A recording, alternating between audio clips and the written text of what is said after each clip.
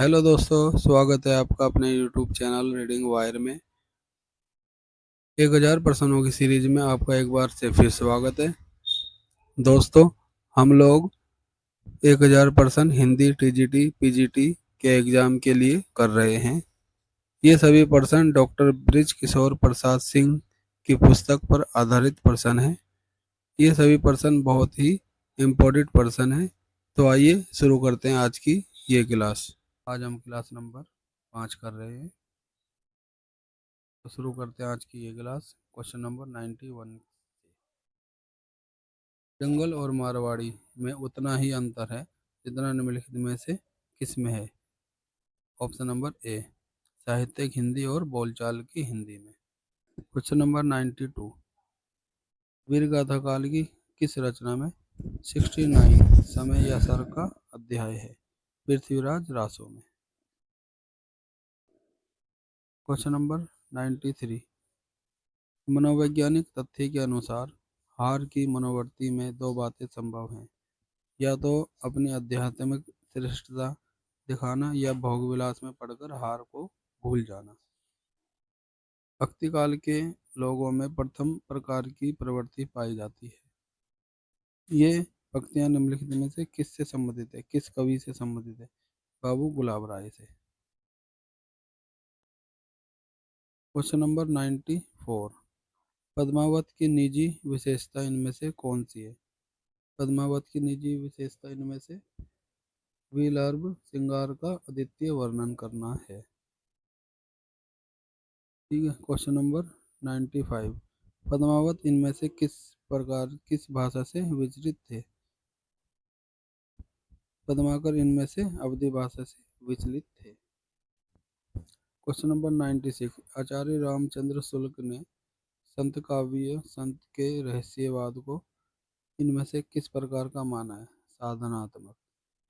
Question number 97, आचार्य रामचंद्र शुक्ल ने सूफी कवियों के रहस्यवाद को इनमें से किस प्रकार का माना है।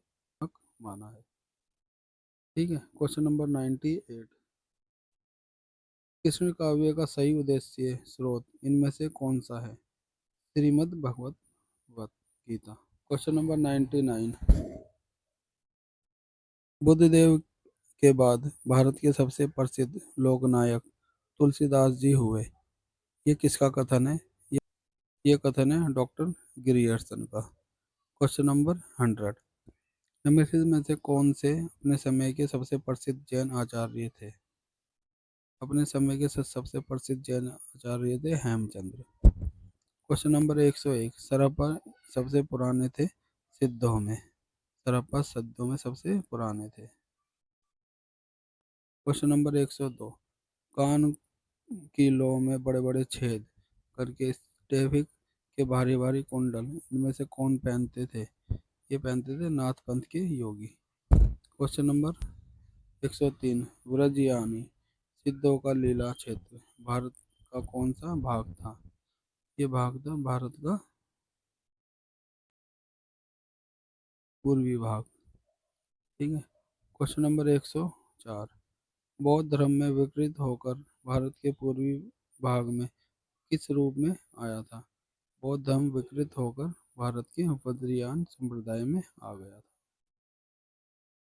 क्वेश्चन नंबर 105, संत ज्ञानदेव किस प्रांत के निवासी थे। संत ज्ञानदेव थे महाराष्ट्र के निवासी। क्वेश्चन नंबर 106, बौद्ध तांत्रिक में सिद्धों की कुल संख्या कितनी मानी जाती है। बौद्ध तांत्रिकों में सिद्धों की 84 संख्या मानी जाती है। क्वेश्चन नंबर 107, पृथ्वीराज रासों में पृष्ठों की संख्या कुल कितनी है। पृथ्वीराज रासों में पृष्ठों की संख्या है 2500।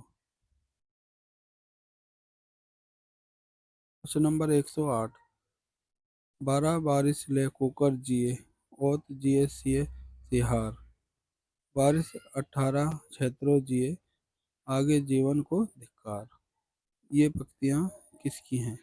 ये पंक्तियाँ हैं जगनिक की। वीर गाथा काल के फुटकर रचनाकारों में खुसरो और विद्यापति का नाम प्रमुख आता है।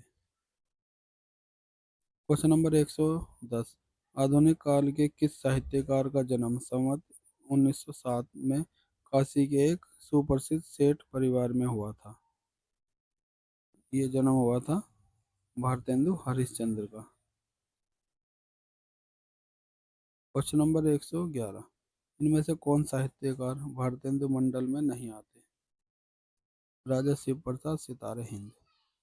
क्वेश्चन नंबर 112, इनमें से प्रकृति का चितेरा कवि किसे कहा गया है? पंत जी को। क्वेश्चन नंबर 113, इन छायावादी कवियों में से कौन महाकाव्यकार के रूप में मशहूर है? इन छायावादी कवियों में निराला, जयशंकर, ये हैं प्रसाद, जयशंकर प्रसाद। क्वेश्चन नंबर 114, इनमें से किस कवि को कठिन काव्य का प्रेत कहा जाता है? केशवदास जी को कठिन काव्य का प्रेत कहा जाता है। क्वेश्चन नंबर 115, द्विवेदी युग में जिस पत्रिका का संपादन स्वयं द्विवेदी जी ने किया उसका नाम क्या है? उसका नाम है सरस्वती। तो दोस्तों ये थी आज की क्लास। अगर क्लास अच्छी लगी हो तो चैनल को सब्सक्राइब करके ज़रूर जाना। मिलते हैं अगले वीडियो में। Thank you.